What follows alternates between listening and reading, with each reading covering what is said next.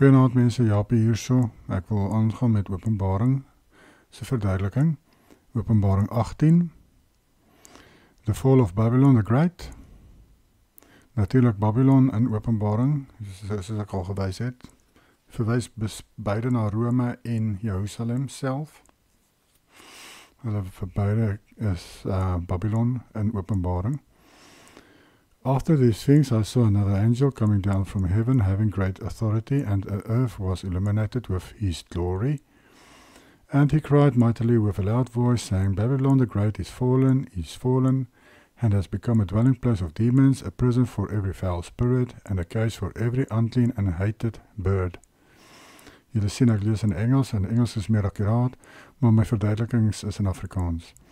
In Mattheus 12 vers 45 sien ons, dan gaan hy en neem 7 ander geeste, slegter as hy self met hom saam, en hulle kom in en woon daar, en die laaste van daardie man of mens word erger as die eerste, so sal dit ook wees met hierdie bose geslag.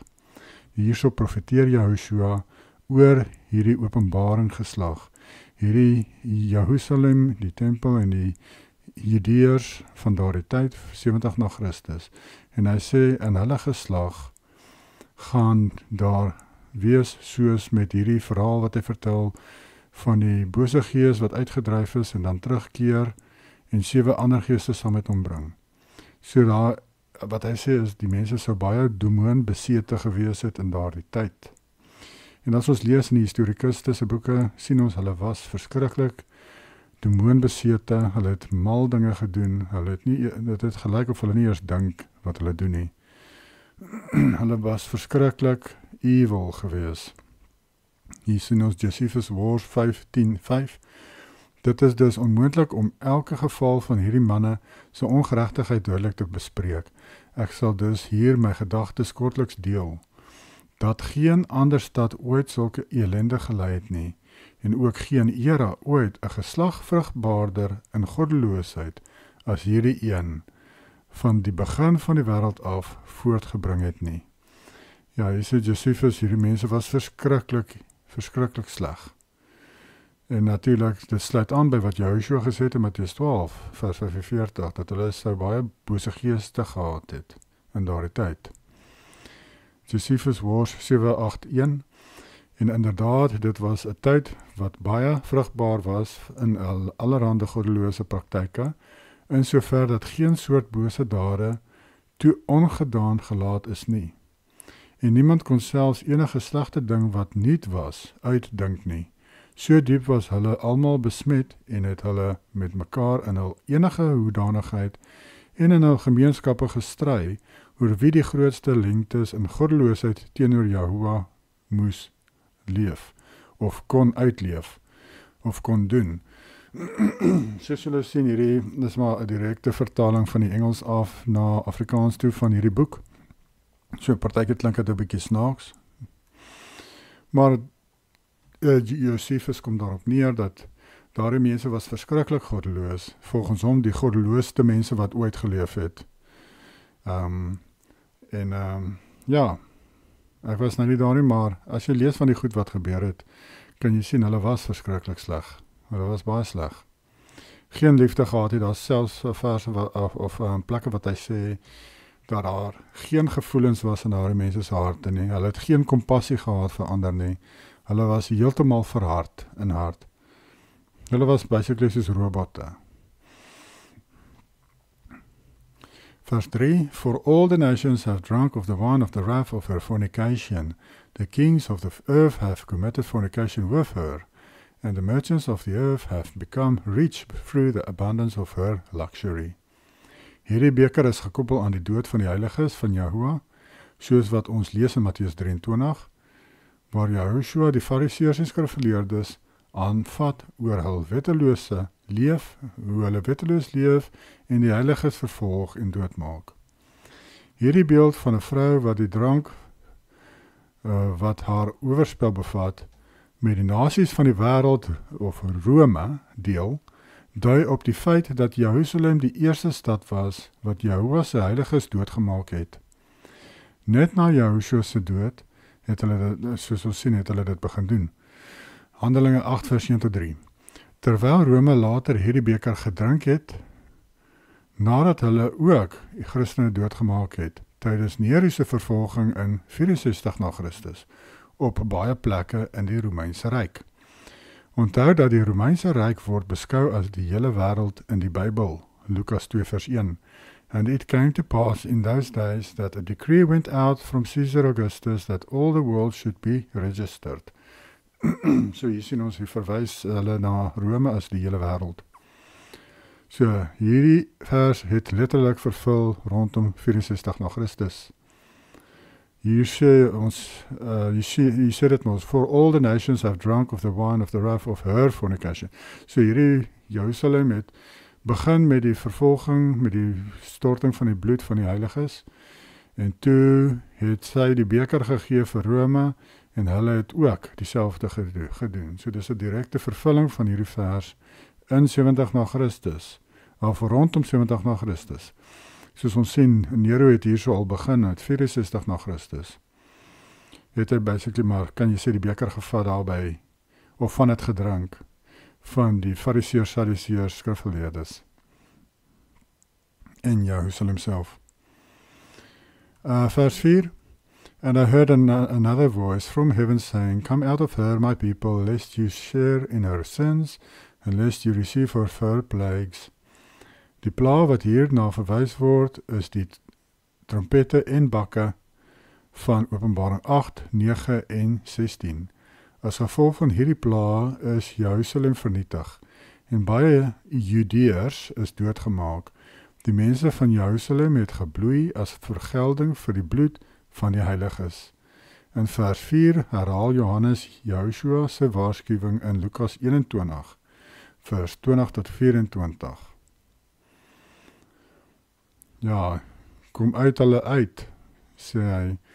En Eusebius, The Histories of the Church, 353, maar die mense van die kerk in Jerusalem is deur 'n openbaring beveel om die stad te verlaat en in 'n sekere dorp van Perea genaamd Pella te gaan woon, en toe diegene wat in Messias geglo het, van Jerusalem af daarheen gekom het, toe asof die stad Jerusalem en die hele land Judea heeltemal sonder heilige manne was, het die oordeel van Jahwe uiteindelik diegene ingehaal, wat sulke oortredings teen Messias en sy apostels gepleeg het, en daardie geslag van goddelose mense heeltemal vernietig het.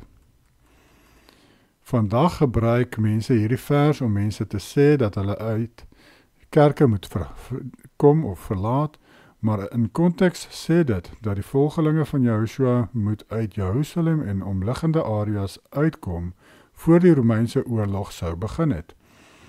En dit is die regte verstaan van hierdie vers, is te verwys spesifiek na die Romeinse Ryk wat Jerusalem en die omliggende stede sou aanval, en daardie gelowiges moes gevlug het voor dit sou begin het. Joshua het natuurlik sy volgelinge al reeds gewaarsku. In Matteus 24 byvoorbeeld sien ons dat hulle waarsku daarvan. En dan in die Gospels sien ons dat hy dit gereeld het gedoen het. En hulle het geluister. Toe hulle sien sekere dinge gebeur wat hy gesê het, toe weet hulle dit is tyd vir hulle om te vlug. En toe het hulle gegaan na Pella toe, en het, soos ek ook gelees het, in 'n vorige hoofstuk ook genoem het, hulle het vir 3,5 jaar daar gebly in Pella. Dis 'n letterlike vervulling van daardie vers wat praat van die vrou wat vlug na die wildernis vir 3,5 jaar. Is 'n letterlike vervulling daarvan. Hierdie vrou is verwys na die gelowiges van Joshua, wat vlug na die wildernis in Pella vir 3,5 jaar, tot na die oorlog. So, dis nie iets wat nou moet vervul nie, mense, dit het al vervul. For her sins have reached to heaven, and Yahweh has remembered her lawlessness. Die koppie van wetteloosheid was vol vir Juda en Rome, en dit is hoekom Yahweh toe deur Johannes die gelowiges laat weet het van sy komende oordeele oor Juda en Rome in hul generasie. Dis hoekom Johannes het hierdie brief mos nou geskryf vir hierdie 7 gemeentes. Alles wat ek hier vir julle lees van Openbaring is spesifiek vir daardie 7 gemeentes van hulle generasie. Dis geskryf spesifiek vir hulle, dis nie vir ons geskryf nie. Johannes het nie aan ons gedink toe hy hierdie brief skryf nie. Hy het gedink aan daardie 7 gemeentes wat hulle self gestig het in tussen 30 en 60 na Christus. Hy het aan daardie 7 gemeentes gedink in Asië. En hy het dit vir hulle geskryf.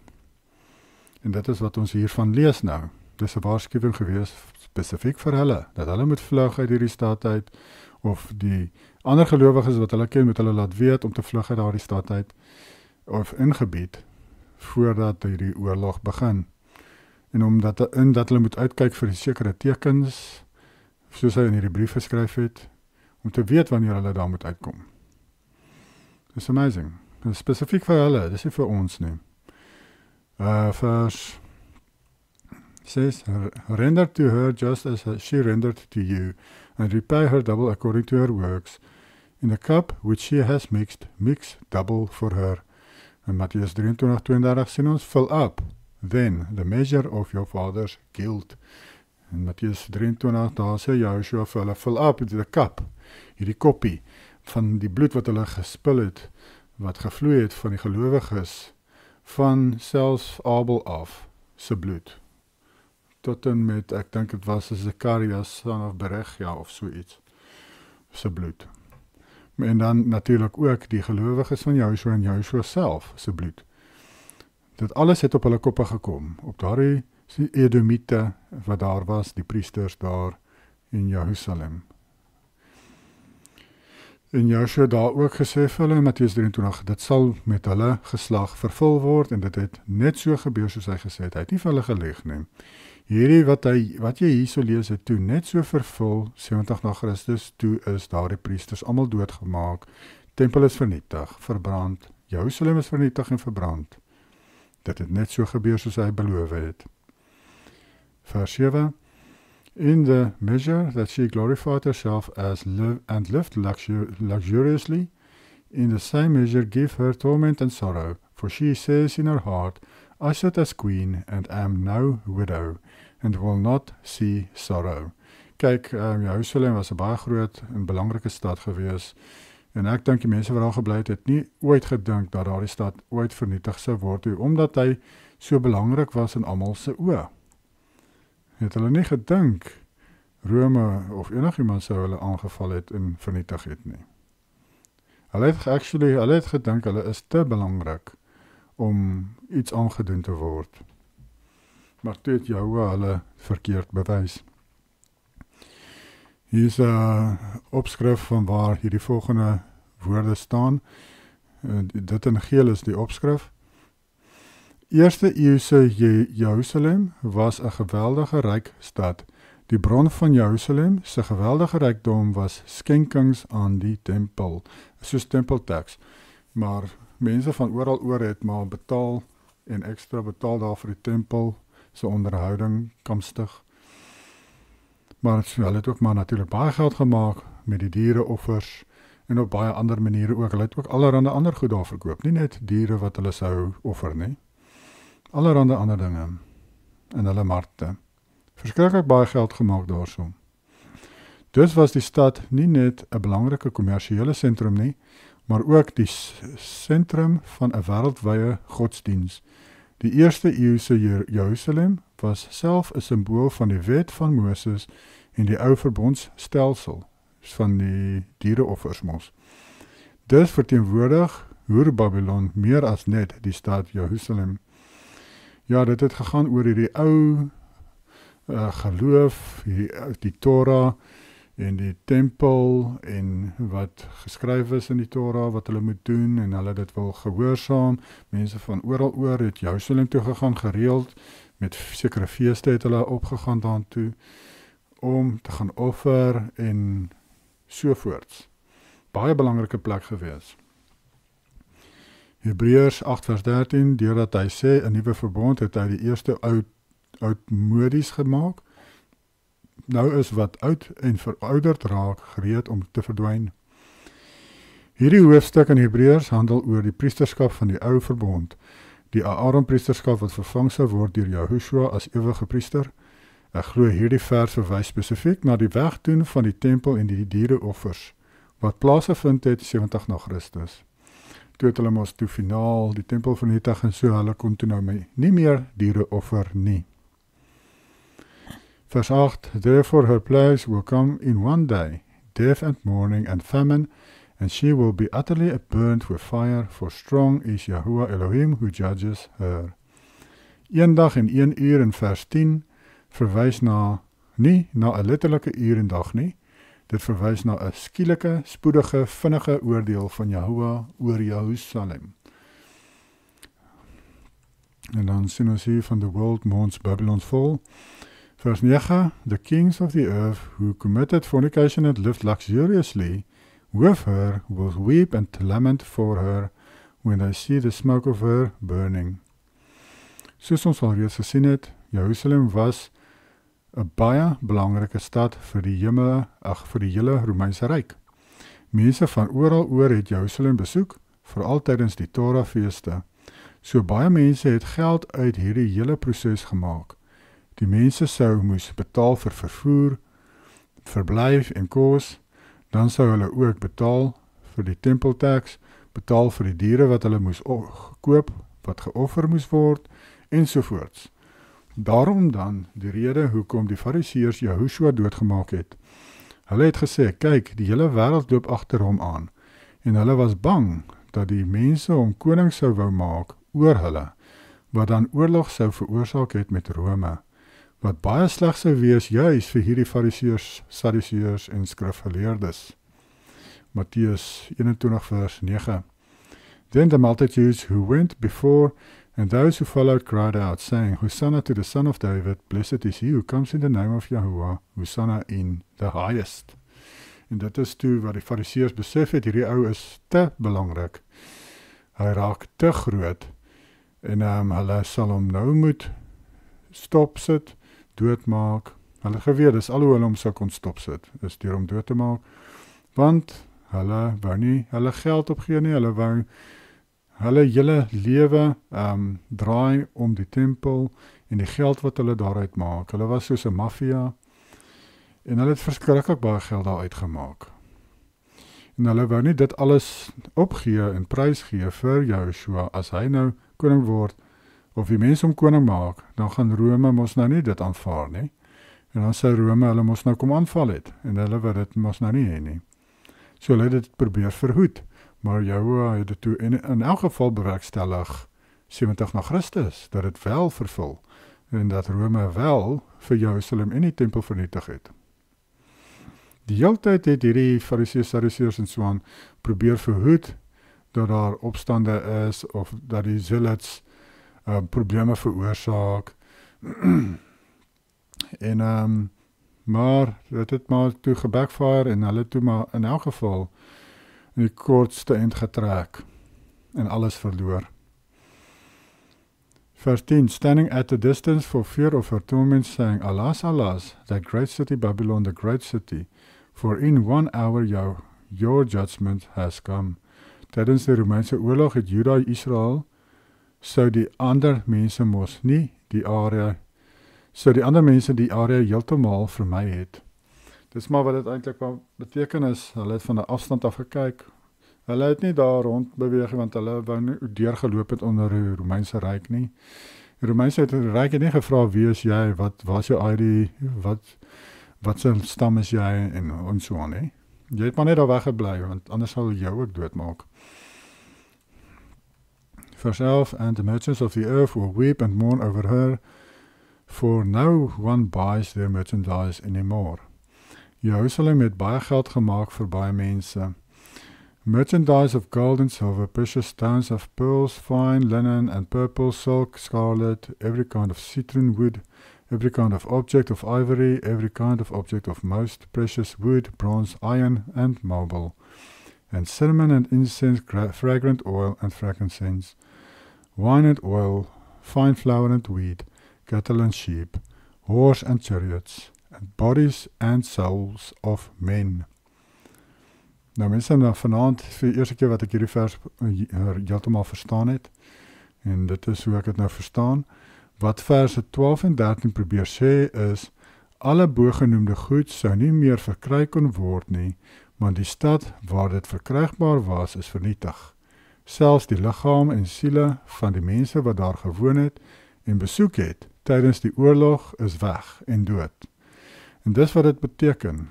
Al hierdie goed, en dit wys vir jou, ek gee jou 'n lys hier van verskillende dinge wat hier verkoop was, nou nie die mense en siele nie, maar ek praat van die ander goed, wat ook verkoop was daar, was nie net die diere wat geoffer moes word, wat verkoop is nie, ook hout en brons en yster en allerhande ander goed ook, wyn en olie, frankincense, fragrant oils, ja, so baie mense het skade gelei, want baie mense het geld gemaak uit hierdie hele systeem wat daar opgestel was. Ja, Joshua het mos gesê, dis 'n den of thieves, hierdie ouens, hulle steel, hulle die tempel gebruik as 'n mark, om verskriklik baie geld te maak. Dit is nie 'n mark nie, dit moet 'n plek van aanbidding wees, het Joshua gesê. En dis 'n groot rede hoekom Jehovah natuurlik die plek vernietig het, want dit was net soos 'n bordeel vir hom in sy oë. Geestelik was dit 'n bordeel. Vers 14, the fruit that your soul longed for has gone from you, and all the things which are rich and splendid have gone from you, and you shall find them no more at all. Alles is weg met die stadse vernietiging, selfs die baie belangrike deel van die wet aangaande offers. Geen meer offers vir sondes nie. Daarom dan dat die disippels mense gedoop het as die vervanging van diere offers. Ons sien in Markus 16:16, wie glo in hom laat doop sal gered word. Johannes 3 vers 5, Joshua antwoord, voorwaar ek sê vir jou, as iemand nie gebore word uit water en gees nie, kan hy nie die koninkryk van Jehovah ingaan nie. Petrus verduidelik in Recognitions of Clement dat Joshua se woorde hier spesifiek verwys na die doop. Dat mens moet laat doop as jy glo om gered te word. Sien my video's oor die belangrikheid van die doop na sondebelydenis. Ja mense, hier is 'n baie belangrike saak. Julle moet regtig hierna kyk as jy dit nog nie gedoen het nie.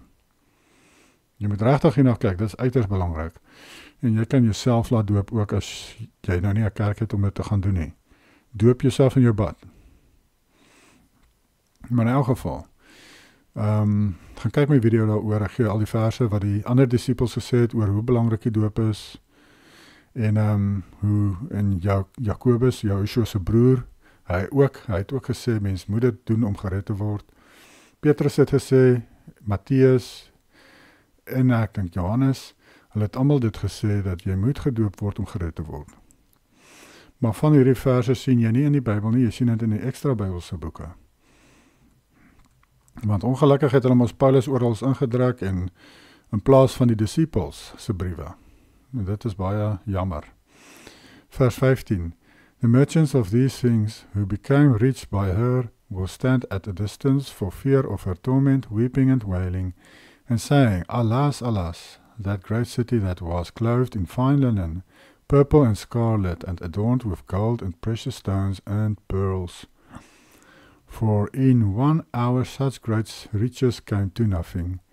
Every shipmaster, all who travel by ship, sailors, and as many as trade on the sea, stood at a distance. Ek sê mos vroeër dat hulle moes mense vervoer het met skepe, of ook al, na hierdie plek toe, Jerusalem, jaarliks, duisende mense. So, hulle was regtig ongelukkig, want nou skielik het hulle nie meer daardie besigheid nie. And cried out when they saw the smoke of her burning, saying, What is like this great city? Jerusalem was een van die belangrikste stede van daardie tyd, omdat dit die tempel gehad het, waar almal moes heen gaan vir hul sondeoffers. Jerusalem was so groot en belangrik, dat die mense daarin gedink het, hulle is untouchable. Vers 19, They threw dust on their heads and cried out, weeping and wailing, and saying, Alas, alas, that great city is, in which all who had ships on the sea became rich by her wealth, for in 1 hour she is made desolate. Vers 20, Rejoice over her, O heaven, and you holy apostles and prophets, for Yahweh has avenged you on her. Hier sien ons een van die redes hoekom Jerusalem vernietig was, die dood van die heiliges. Die einde van die tempel-era is nog 'n rede, sodat hulle nie meer diere kon offer nie, aangesien Jehoshua klaar 'n offer is vir ons sondes. Ja, dit moes tot 'n einde kom, mense, die tempeldiens, alles te doen met die tempel, moes tot 'n einde kom. Die fariseërs en daardie mense sou nie dit self gedoen het nie, want hulle maak te veel geld daaruit. En natuurlik Jehovah se Gees kon seker nie vir hulle dit openbaar maak nie, want hulle is leefwetteloos. So Jehovah moes dit maar op die harde manier doen. En hy het dit vernietig. Finality of Babylon's fall. Then a mighty angel took up a stone like a great millstone and threw it into the sea, saying, Thus with violence the great city Babylon shall be thrown down, and shall not be found any more. Hierdie stad lê vernietig vandag nog. Daardie stad by Palestina is nie Jerusalem nie. Hy kan eers herbou word na die tweede Exodus van wit Israel na Suid-Afrika toe. Natuurlik die tweede Exodus wat ek van praat, wat Nicolas van Rensburg van praat, dis wanneer die wit Christene Suid-Afrika toe vlug. Dis die tweede Exodus. Eers daarna kan Jerusalem herbou word, volgens die Bybel. Ek gaan nou vir julle verse wys. Maar dis 'n feit, mense. Daardie plek daarbo in Asië by Palestina is nie Jerusalem nie, volgens die Bybel. En dis wat mense aan die einde van die dag moet besluit. Gaan jy doen wat die Bybel sê en glo wat die Bybel sê, of gaan jy glo wat mense en sataniste en edomiete en al die ander mense vir jou sê? Wie gaan jy glo? Gaan jy glo wat die goewermente vir jou sê en die media, of gaan jy glo wat die Bybel vir jou sê? Julle moet maar kies. Maar ek gee vir julle maar die skrifte, en moet julle maar besluit vir wie gaan julle luister. Amos 9, vers 14 en 15. And I will turn the captivity of my people Israel, and they shall rebuild the ruined cities, and shall inhabit them. And they shall plant vineyards, and shall drink the wine from them, and they shall form gardens, and eat the fruit of them. And I will plant them on their land, and they shall no more be plucked up from the land which I have given them, saith Yahweh Elohim. Hier praat Yahweh van die Israel wat weer bymekaar gemaak word, en dit is met die tweede Exodus, dat dan gaan hulle die plekke herbou, en nooit daarvan verwyder word nie, van daardie plekke af. Mark my words, ek sê dit nou maar in Engels, daardie plek daarbo, die fake ene, gaan vernietig word. Dit gaan opgeblaas word, en Lucifer lieg vir die wêreld, hy lieg vir die Christen en vir die Israel, wit Israel, deur vir hulle te oortuig dat dit is daarso, sodat hulle dan toe vlug as hulle dink, die moeilikheid kom na hulle lande toe, dan vlug hulle na die verkeerde plek toe, en dan blaas Lucifer die plek op, dan gaan na baie van die gelowige Israeliete opgeblaas word saam met die plek.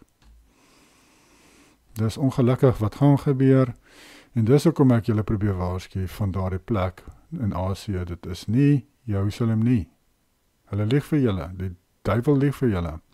Hy wil hê julle moet daartoe gaan, sodat julle net soos met hier in die Bybel, waar die mense opgegaan het vir die fees Jerusalem toe en daar doodgegaan het, toe Rome hulle allemaal doodgemaak het. Weereens gaan die mense van hulle gaan dink hulle moet vlug Jerusalem toe die fake ene, en dan gaan hulle daar doodgemaak word.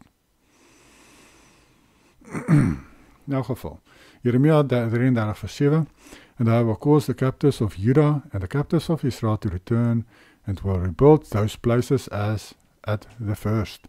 Sien julle weer eens, onder die vaandel van Israel, die 10,5 stamme, en Juda, die 2,5 stamme, gaan Jehovah by mekaar maak in Suid-Afrika, en eers dan gaan hierdie plekke herbou word, in Kanaan. En hierdie Kanaan is in Afrika, mense, Kanaan is nie daarbo in die woestyn nie. 33 vers 10, Thus says Jehovah, There shall yet be heard in this place of which you say, It is destitute of men and cattle, in the cities of Judah and in the streets of Jerusalem, the places that have been made desolate for want of men and cattle. Sien julle, daar bly nie nou iemand in Jerusalem nie, volgens hierdie vers. Dit is ook hier van Jeremia 33, waar hy gesê het, vers 7, die tweede Exodus gebeur. Vers 10 sê hy, Jerusalem lê nog vernietig. Baie duidelik mense, baie duidelik. Jerusalem is nie herbou nie.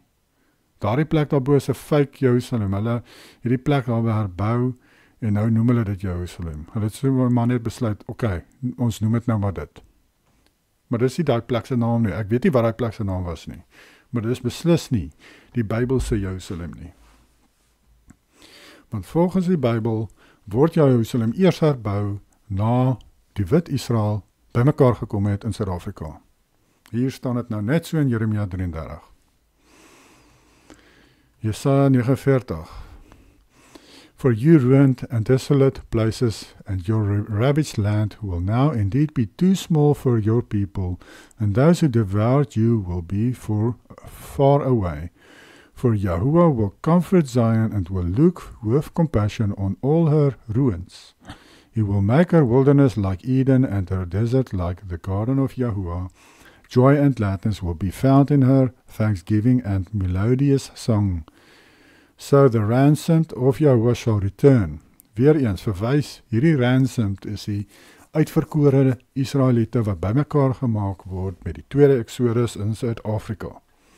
So the ransomed of the Yahuwah shall return and come to Zion with singing, with everlasting joy on their heads.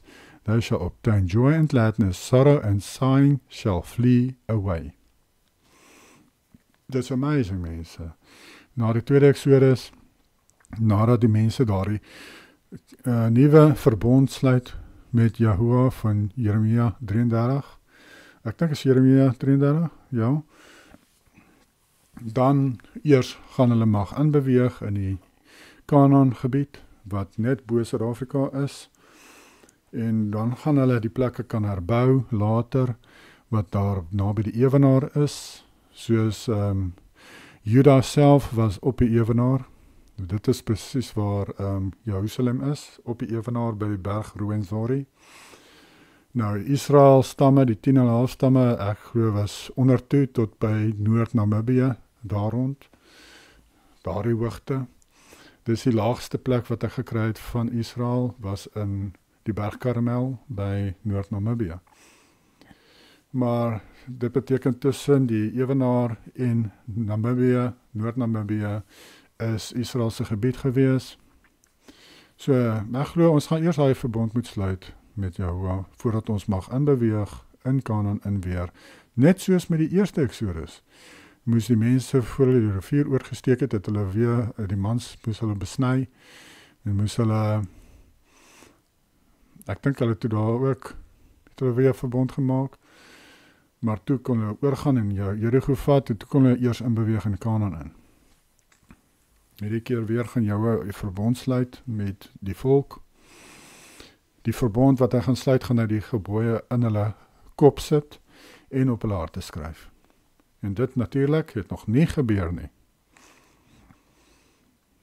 Ek weet baie mense quoteer daardie vers om te sê, daardie is die verbond wat saam met Joshua kom, wat almal nou ontvang het, maar dit is nie. Volgens, as jy daai hoofstuk in konteks gaan lees, sal jy sien, dit is 'n spesifieke verbond, net vir die Exodus, tweede Exodus Israeliete.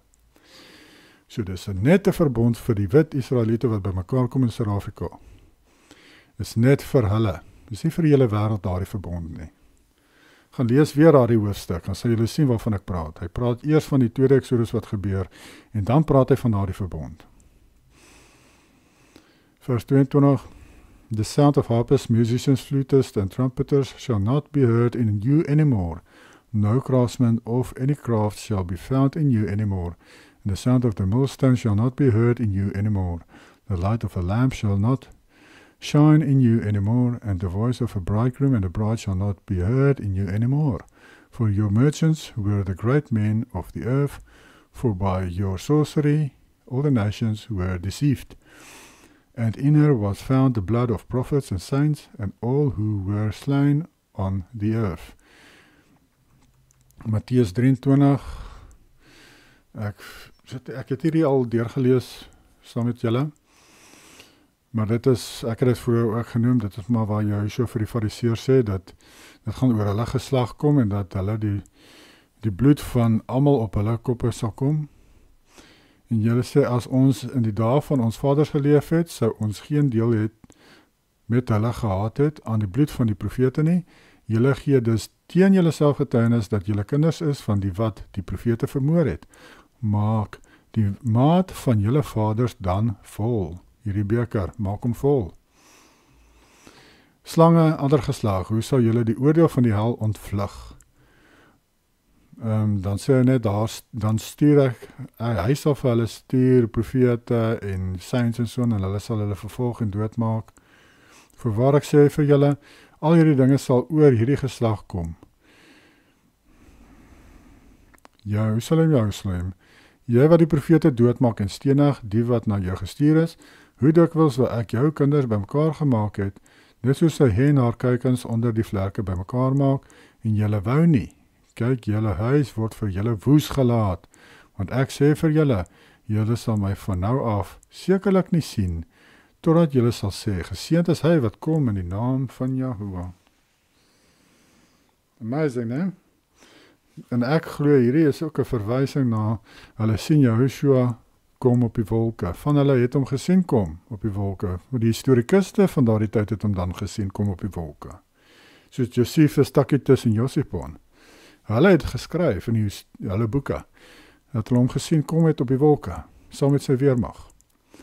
Die Bybel sê natuurlik, Caiaphas sou hom gesien het terugkom, die Romeinse soldate wat hom gekruisig het, sou hom sien terugkom. Hier sê Joshua, hierdie fariseërs, van hulle sal hom sien terugkom.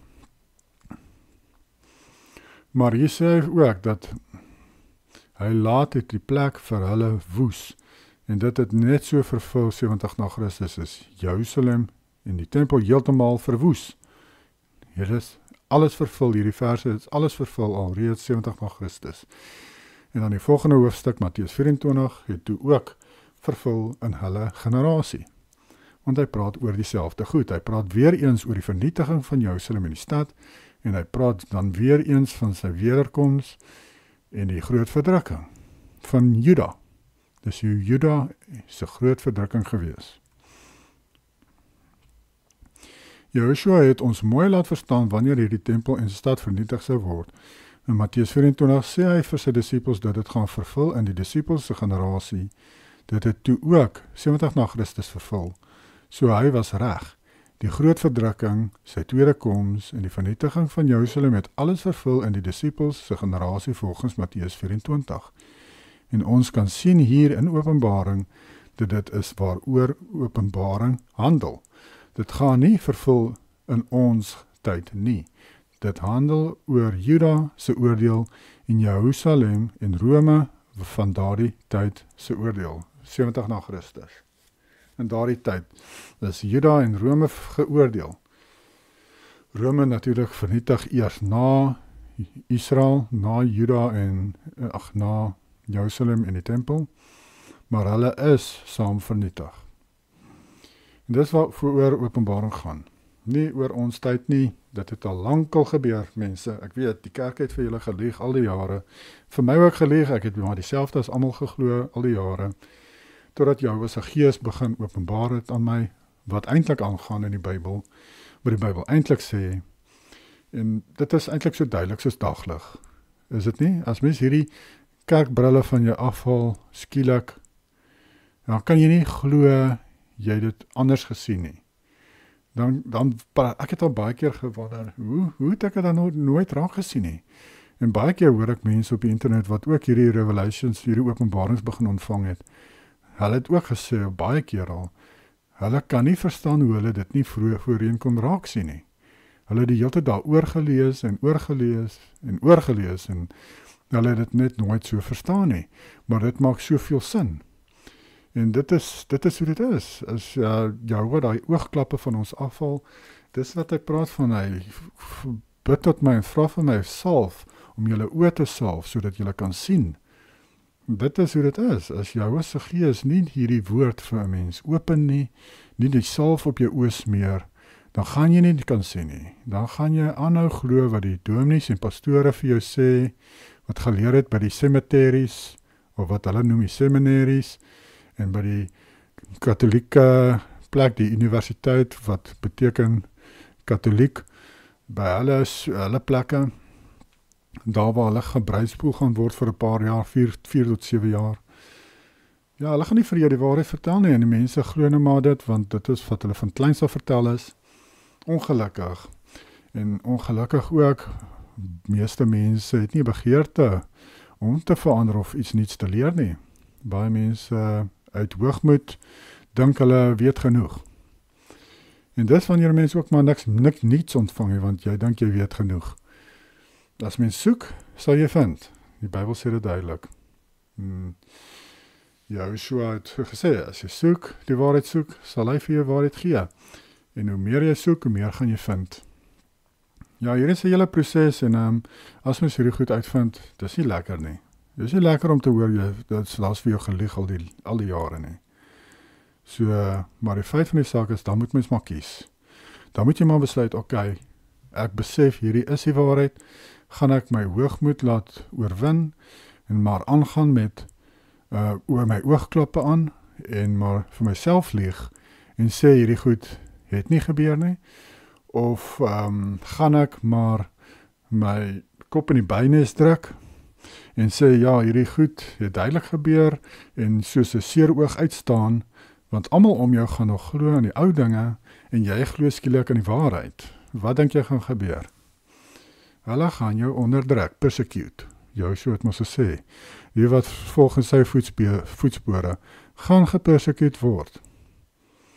Vra jouself, hoekom persecute jou mede-Christene jou nie? Want gewoonlik dan het mens nie die waarheid nie, dis hoekom hulle jou nie persecute nie.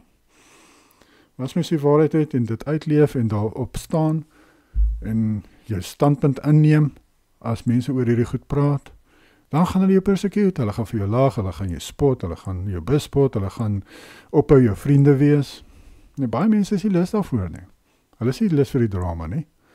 Maar dis die ding, as jy, Joshua het gesê, volhard tot die einde toe, as jy gered wil word. Dit is deel van daardie volhardingsproses, mense. As jy nie bereid is om gepersecute te word nie, of die waarheid te staan nie, dan het jy nie volhard tot die einde toe nie. So, dan is dit op 'n gevaarlike plek wat jy is. Dan kan jy dalk dit nie maak nie. En dit is nou maar nog 'n manier dan eintlik om jou so te verloon. Want hy openbaar hierdie waarhede aan jou, en dan steek jy dit weg onder die grond soos daai ou met die 1 talent. Dan steek jy dit weg. Jy wil net nie openbaar maak aan die ander mense nie. Jy wil nie vir hulle sê wat jy nou eintlik glo nie. Jy is bang. Jy is bang vir hulle, jy is bang wat hulle gaan dink en doen. Dan wil ek nie jy wees met die oordeelsdag nie. Dit is beter dat mense jou beledig en sleg sê en so aan, as wat jy in die hemel kom en jou so draai sy gesig weg en sê, hy is nie tevrede met wat jy gedoen het nie. Hy skaam homself vir jou. Wil jy eendag daar staan in die troonkamer en jy sien jou so skaam vir jou? Hy skaam hom vir jou, want jy het jou geskaam vir hom. Jy het jouself geskaam vir sy openbaringe wat hy jou gegee het. Byvoorbeeld oor hierdie goeders wat ek met julle deel vandag. Oor die tydlyn. Gaan doen ondersoek oor die goed. Oor die gebooie. Doen ondersoek oor die naam van Jahoe en Joshua. Oor die Sabbat. En daardie dinge. Oor die feeste. Oor rein en onrein diere. Mense is veronderstel om dit te onderhou. En dan kan mens ook insluit hierdie tydlyn goeders. Wat seker maar, mens kan sê, minder belangrik is, maar ek voel, dit is belangrik om mense te waarsku in die tyd van ons leef, ons leef nou in hierdie tyd, waar die duiwels die finale planne uitgevoer gaan word. En die mense moet weet wat gaan gebeur. Die wat wil luister, hulle sal luister. In elk geval, is hierdie hoofstuk nou klaar, en dan is nou net 3 hoofstukke hoor. Ons praat weer volgende keer. Bye.